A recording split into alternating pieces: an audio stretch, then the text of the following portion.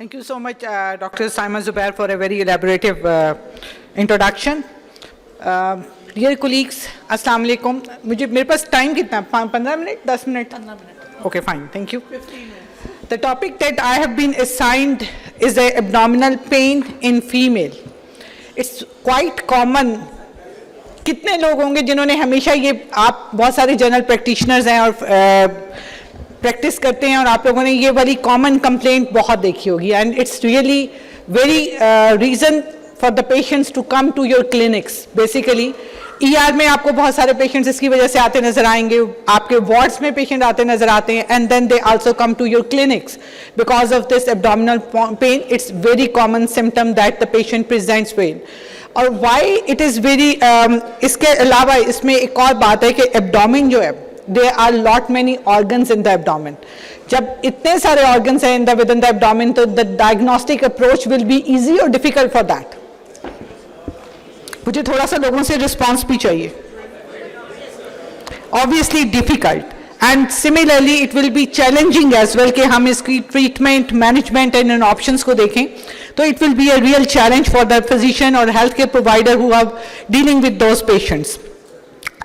अगर हम simply abdominal pain को डिस्क्राइब करना चाहें तो what is abdominal pain? Who would like to tell me? इस क्या है? एक सेंसेशन है, अनइजीनेस है, डिस्कम्फर्ट है, और it is within the abdomen, that is the part which lie between the chest and the pelvis. तो that is the abdominal pain, and that it has a different characteristics. क्या हो सकते हैं, किस किस्म की पेन्स के साथ पेशेंट आपको प्रेजेंट करते हैं?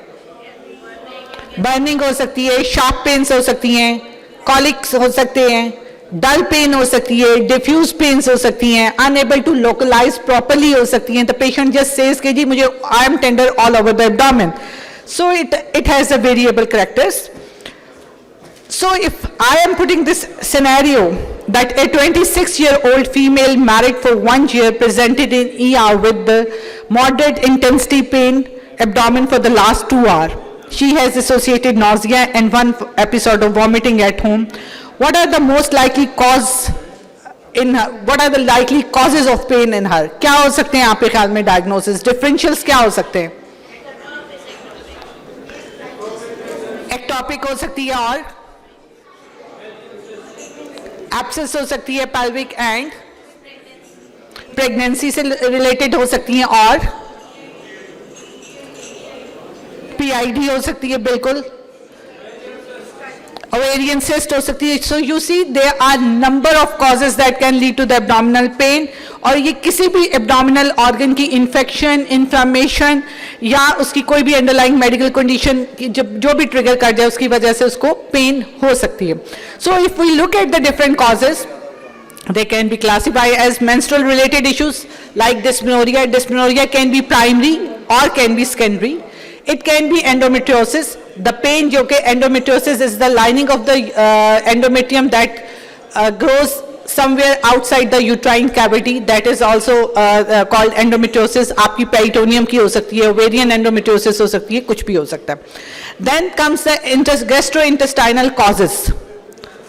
That can be irritable bowel syndrome or gastroenteritis.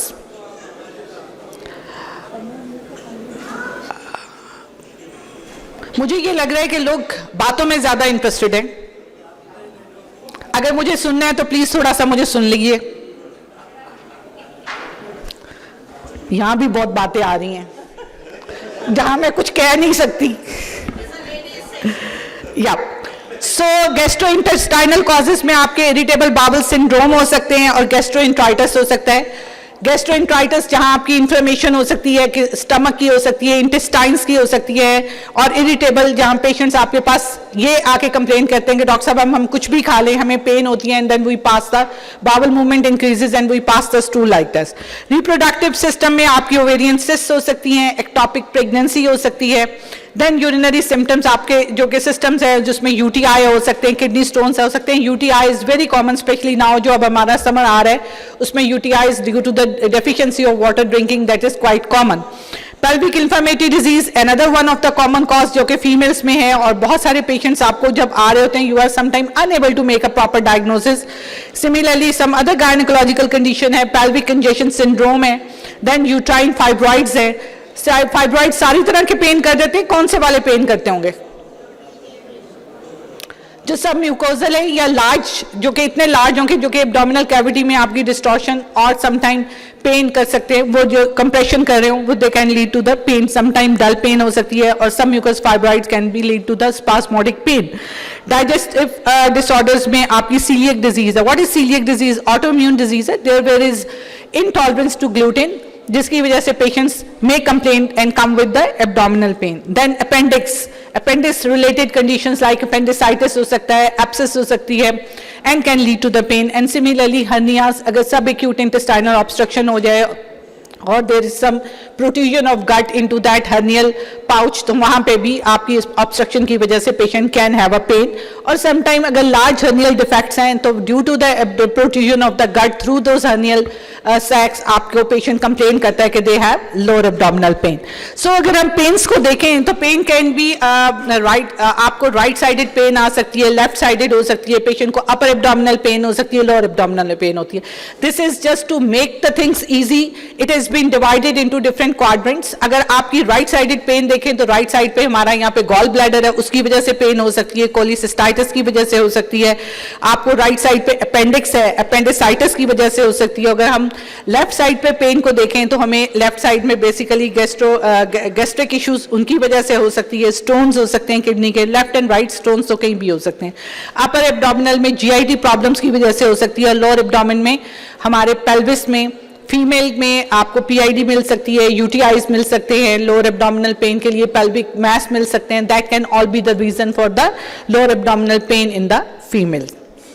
Types of abdominal pain, कितने टाइप्स की पेन होती है? यूजुअली पेशेंट्स कैसे आते हैं, प्रेजेंट करते हैं? एक्यूट हो सकती हैं या क्रॉनिक हो सकती हैं. Acute pains usually of short duration होती है, 2 घंटे 3 घंटे 1 दिन. बट जो डल पेन्स और आपकी जो क्रॉनिक पेन्स हैं वो may be over the period of days and weeks होती हैं. सो आपकी जो एक्यूट पेन्स हैं, in that you need to give the treatment to the patient. हमें यहाँ पे ये बैलेंस करने की जरूरत होती है whether we are going to give them the surgical versus not surgical, कि हमने उन्हें ट्रीट कैसे करना. That is the main dilemma, कि we should open and do the surgery और we should manage them conservatively. और यही सबसे बड़ा ट्रिकी पॉइंट है जिसमें आपको पेशेंट के ऊपर डील करते हुए प्रॉब्लम आती है, because acute abdomen sometime need a surgical intervention and if there is delays occur that can be detrimental to the health of the patient as well. So in the chronic pain ये over the months और year हो सकते हैं, not usually life threatening to the patient. And आपको outdoor patient पे ही workup काफ़ी है, उस पर हम पेशेंट की डायग्नोसिस बना सकते हैं after doing the investigations on the outdoor basis. Mechanism क्यों और किस वजह से पेन्स हो सकती हैं? There are different reasons underlying that. हमारी बॉडी में विसरास हैं. सो विसरस को ऑटोनॉमिक नर्व्स जो हैं वो इनर्वेट करती हैं, and when there is any inflammation, any trauma, anything to the viscera, those nerves get irritated and patient develop the pain. This pain is usually crampy होगी, achy होगी, diffuse and poorly localized. जो visceral pain है वो poorly localized होगी. But on the other hand अगर sensitive nerve fibres जो innervate कर रहे हैं आपकी पेरिटोनियम को, दे गेट इरिटेटेड, तो then the pain will occur.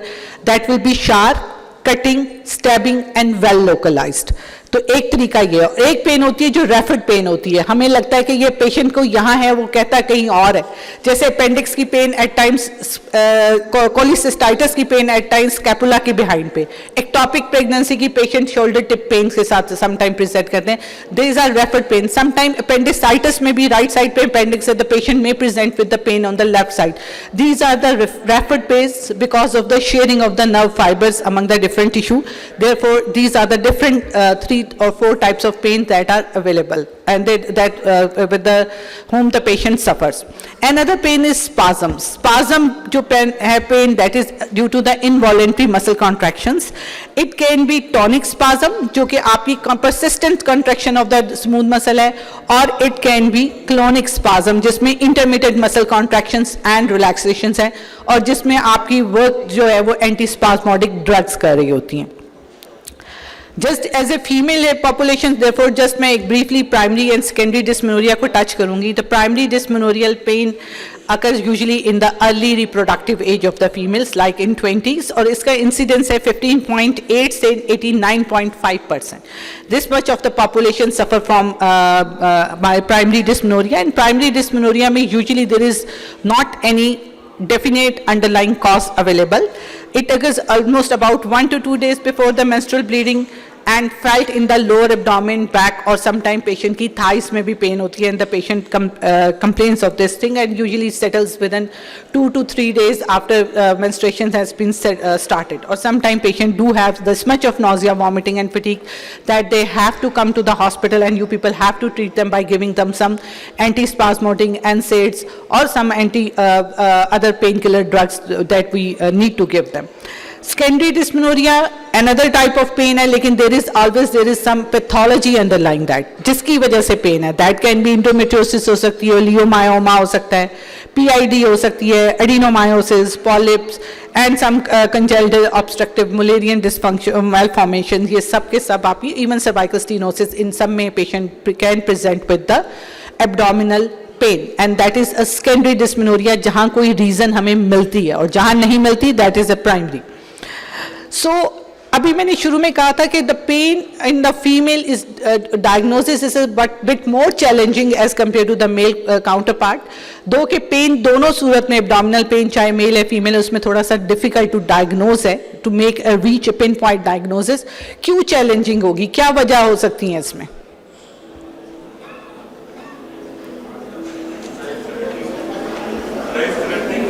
Life threatening हो सकती है, लेकिन सर बिल्कुल हो सकती है, लेकिन हमें क्यों लगता है कि इसको डायग्नोज करना थोड़ा मुश्किल है एब्डोमिनल पेन को as compare to some other?